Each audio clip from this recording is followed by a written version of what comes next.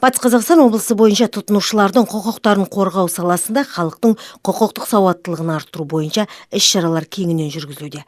Батыс Қазақстан тұтынушылардың құқығын қорғау қоғамы қоғамдық бірлестігі Қазақстан Республикасы ақпарат және әлеуметтік даму министрлігінің қолдауымен азаматтық бастамаларды қолдау орталығының мемлекеттік грант аясында бөлшек сауда саласындағы тұтынушылар құқығын қорғау және қызметтер көрсету тақырыбында дөңгелек үстел өткізді. Бөлшек сауда саласындағы өзекті мәселелердің бірі бұл тұтынушылардың құқығы. Сауда саласында бүгінде тұтынушылар өз құқығын біле ме деген сауалдар бойынша талқыланды. Тұтынушылар құқығын қорғау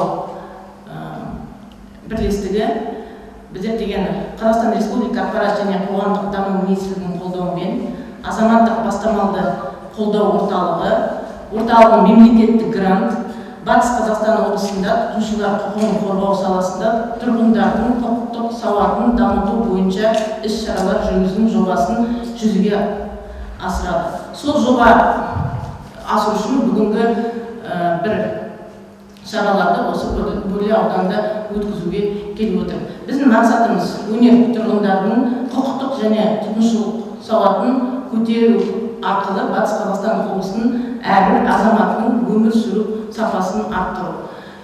Көбіне тұтынушылардың әкімшілік жаза болмағаннан кейін құқығының бұзылуына әкеліп соғады. Заң бойынша тұтынушы құқығы қорғалып қана қоймай, кінәлілер жауапқа тартылуы тиіс.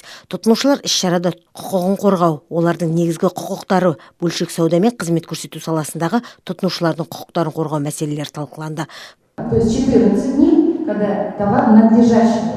Заң бойынша көңіліңіз толмаған тауарыңызды 14 күннің ішінде кері қайтаруға толық құқығыңыз бар, яғни тауардың тиісті түріне байланысты. Ол үшін затты сатып алғаныңызды растайтын құжат, яғни фискалды чек, тауар чегі, түбіртек секілді құжат болу керек. Егер чек бермейтін базар болса, қасыңызда затты сатып алғанын растайтын адам болуы керек. Алынған зат сапасыздығын білсеңіз, 14 күннен кейін тұтынушылар құқығын қорғау бөліміне хабарласуыңызға болады. Егер де наразылық парағында көрсетілгеннің күннің ішінде жауап болмаса, сотқа бере аласыз.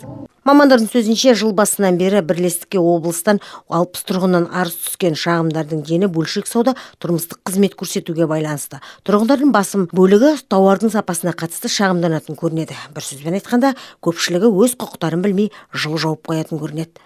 2018 жылы Қазақстан Республикасының ұлттық экономика министрлігі табиғи монополияларды реттеу, бәсекелестікті және тұтынушылардың құқықтарын қорғау комитетінің тапсырысы бойынша жүргізілген зерттеу нәтижесінде Жамбыл, Атырау және Астана қалаларында тұтынушылардың құқықтарын қорғау саласындағы заңнаманы білу тұрғысында ең үлкен көрсеткіш анықталған.